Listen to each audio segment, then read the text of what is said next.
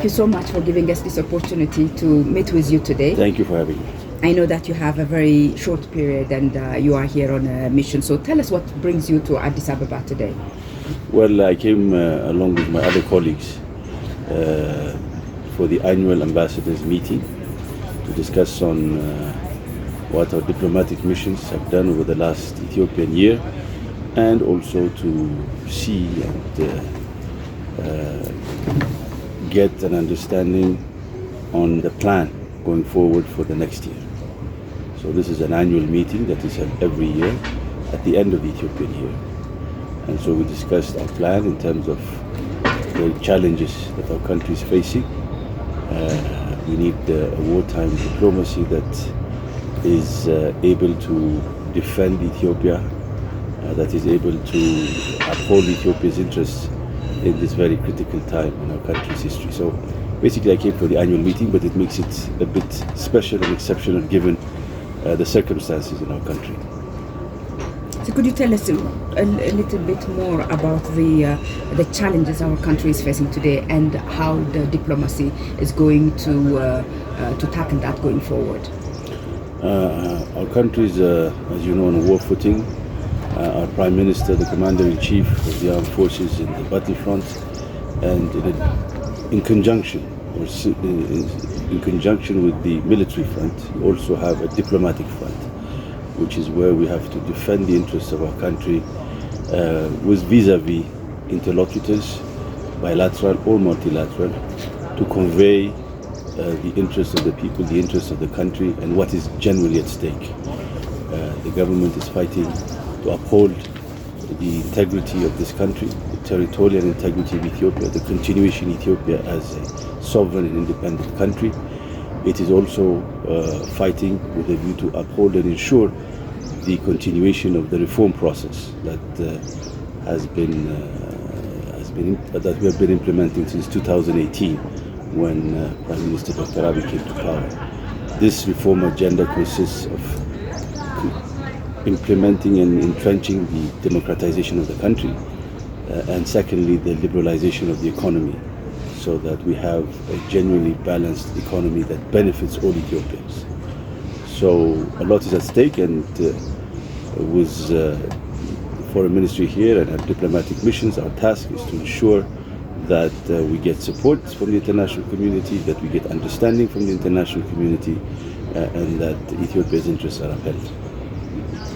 With regards to Ethiopia's interest, there is a huge narrative that Ethiopia is waging a war with a fraction of the population. How do you see that, and how would you be able to change this narrative as ambassador in one of the influential countries like France? You know, when the war started a year ago, it was triggered by the TPLF. The TPLF launched a preemptive attack on the Ethiopian state with a view to either dismantle it or to retake power. That attack was planned. It was planned also on the diplomatic and communication front. And so initially, the narrative that was driven by the international media was, by and large, what was being fed or was fed to it by the TPLF. That has changed, I think, to a certain measure over the last year. There is now a greater understanding among the international community that the war was planned and waged by the TPLF. So we have to continuously undertake activities as a diplomatic mission, but as a country as a whole, to ensure that this narrative is understood, that this is a war that was not of our choosing, this is a war that was imposed on us. That's very important.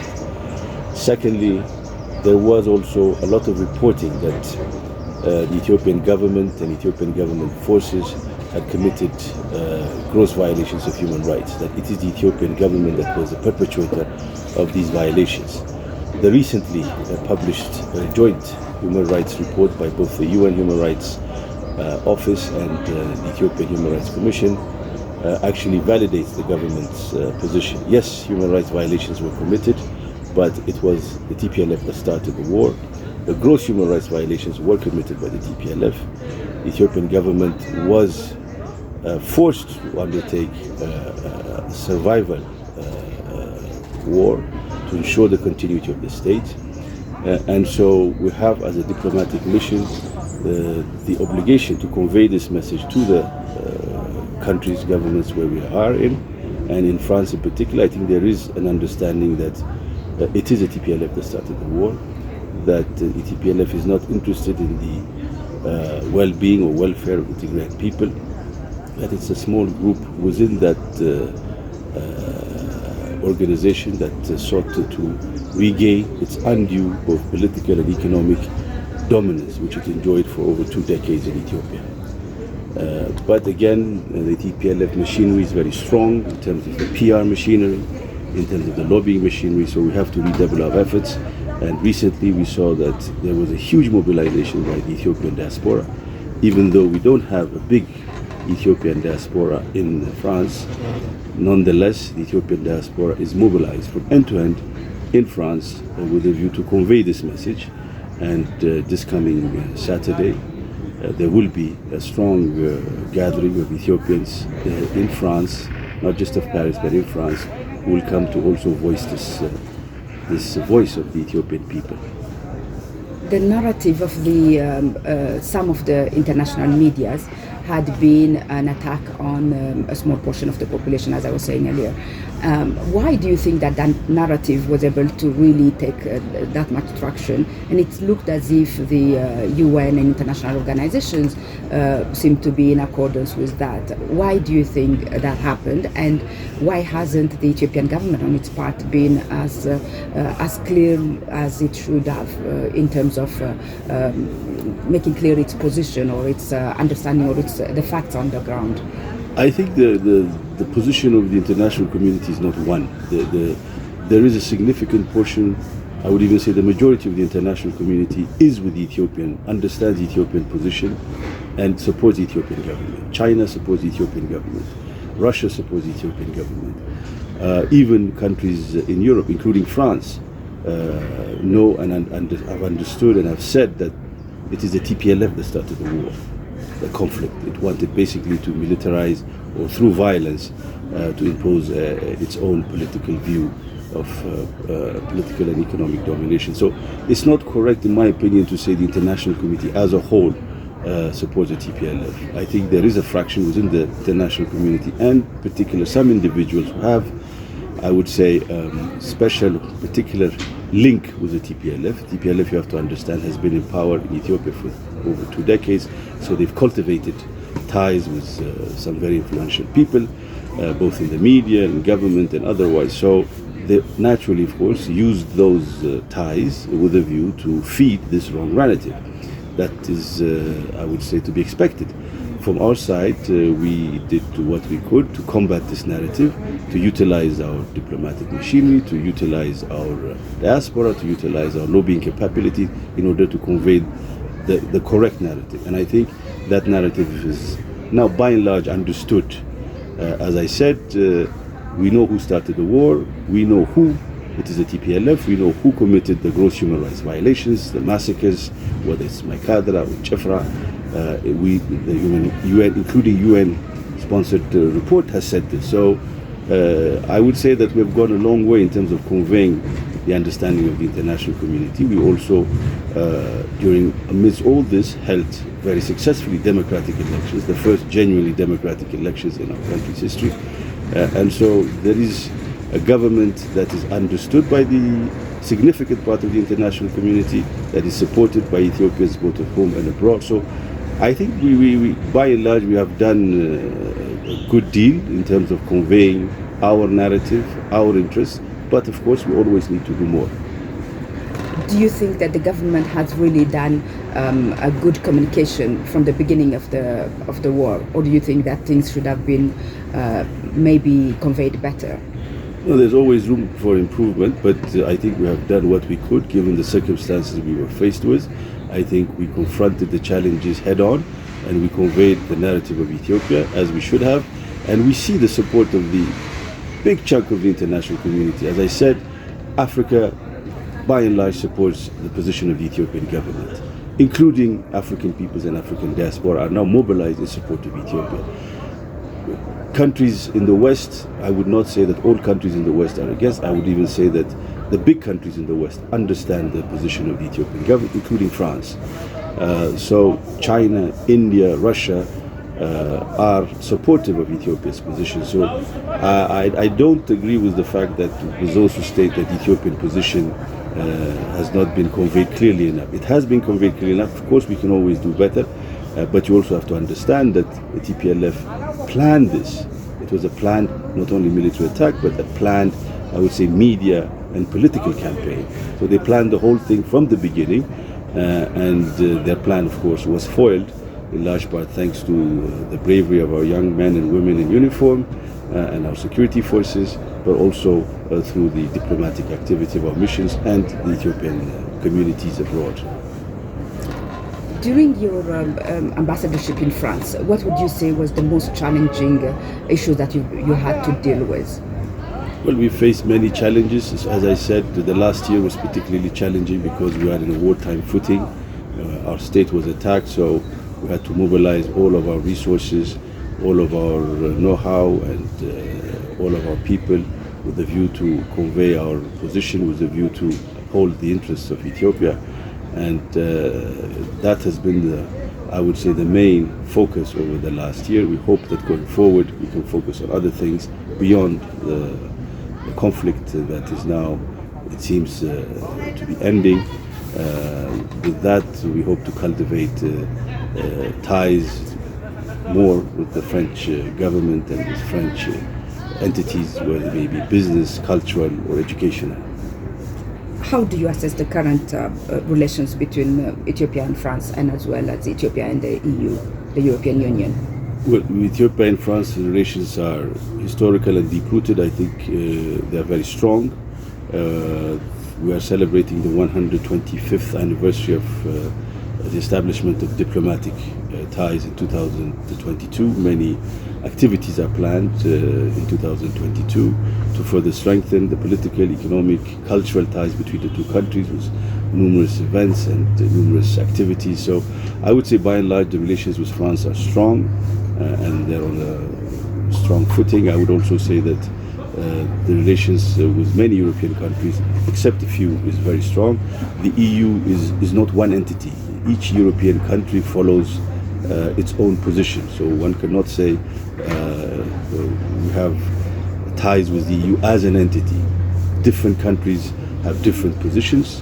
We saw countries within the EU that have very strong supporters of Ethiopia, and we thank them. We saw also countries that fought against Ethiopia's interests, that supported the TPLF, which is unfortunate. But the EU as a whole is not one entity. And the position that the EU takes is basically a consensus among these different opposing views. So there is no one single EU position. The EU position is, I would say, the sum of all the different positions, and they try to come up with a consensus that can satisfy all the EU members. In view of the current situation with regard to the conflict in the north, many European countries are getting their citizens out of the country. How do you see that, and what do you think the impact of that would be on the country? I think it was wrong for them to do it. They made their decisions based on wrong assumptions.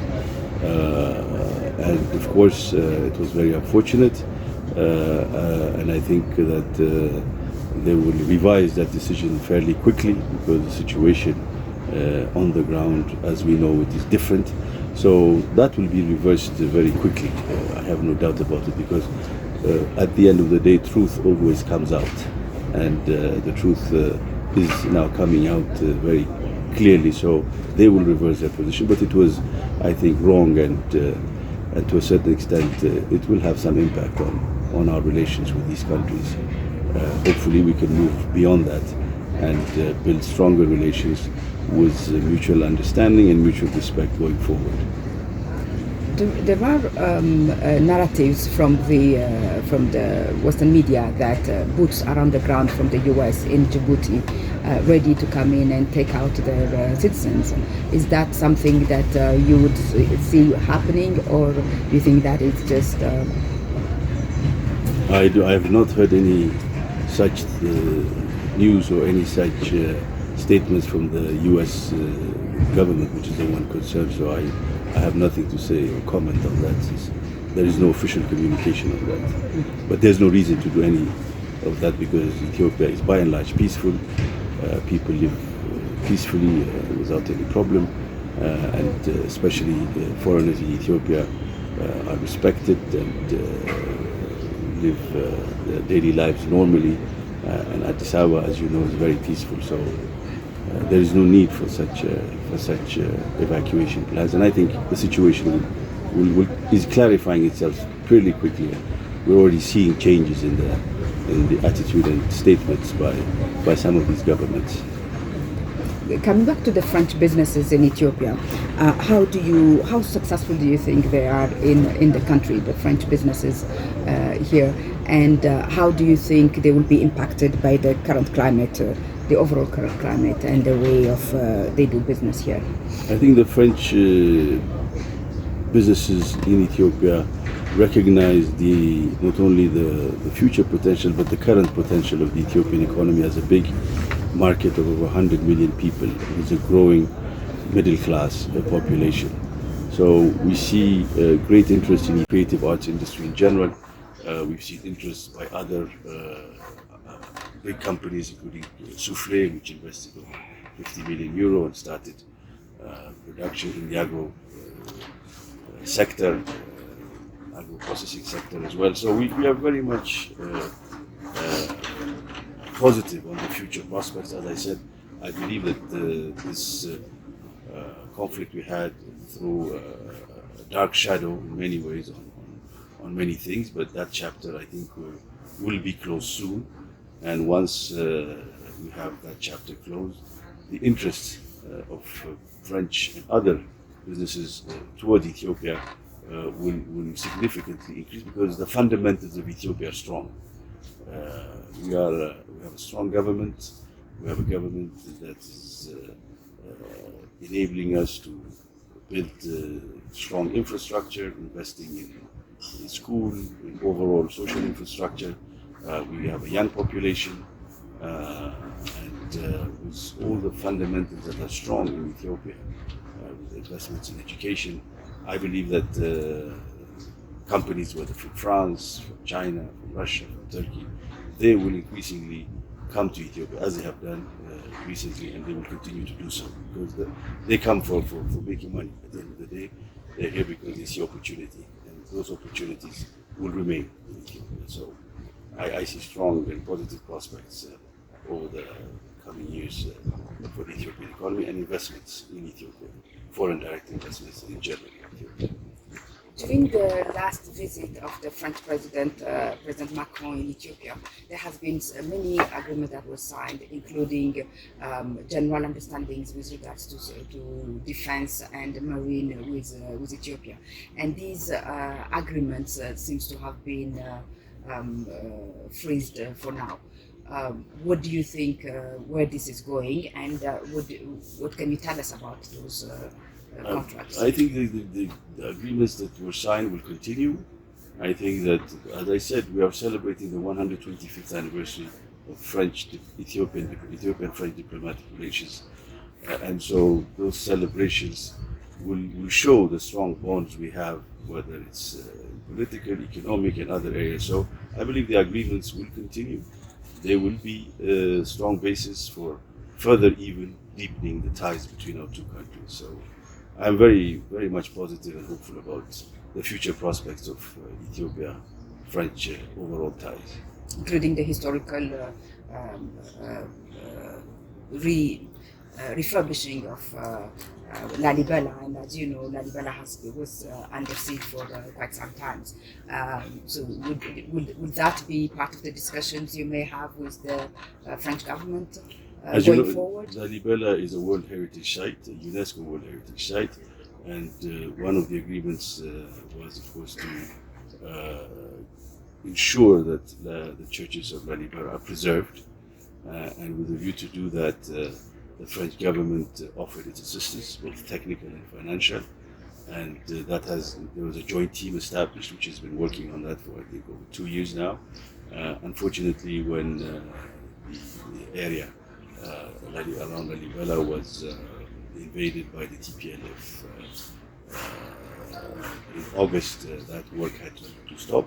But now, with the area fully liberated by Ethiopian defense forces and regional security forces from Amhara, the work can restart, and we believe that the work will ensure that this World Heritage Site, which the world admires, will be preserved for future generations. And so we thank the French government for the support they've extended so far, both technical and financial, and we look forward to the completion of the project.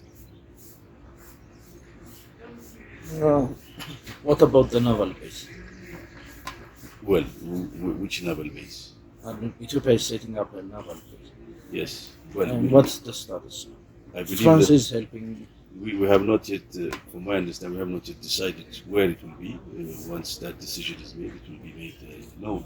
But what we have, I think, so far done is undertaken training activity with a view to ensure that we have the capable human resource, which is basically the fundamental part, and then the rest will follow per the plan. So at this stage, as you know, we are training the naval officers and the naval experts.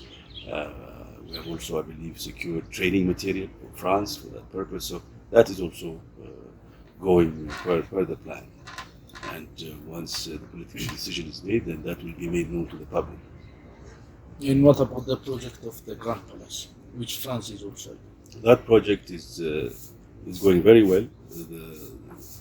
Again, on that project, France is providing both the technical expertise, the technical advice, and the financial support. The French government has released the financial support, and so the activities of both preserving and ensuring that it serves as a historical site is going per the plan. That one is really moving forward very well. So we're very happy with the progress that that project has achieved so far. So one final question: what's your view for the future? What's your dream? My dream for what? For the future of the country. Oh, for Ethiopia? Yes. Well, like all Ethiopians, what we want is peace, what we want is development. We want to enjoy the same prosperity as those countries that enjoy a high level of material prosperity, whether in Europe or in Asia. So my dream for my country is that once we have peace fully restored, which seems to be happening, then we are fully focused on the development of the country and ensuring that our people are uplifted from poverty.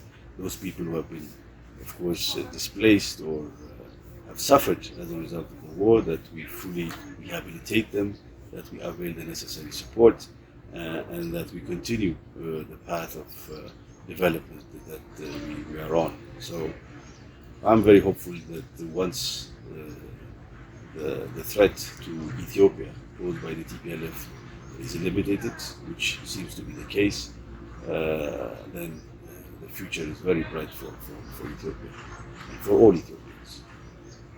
Thank you very much. Thank you.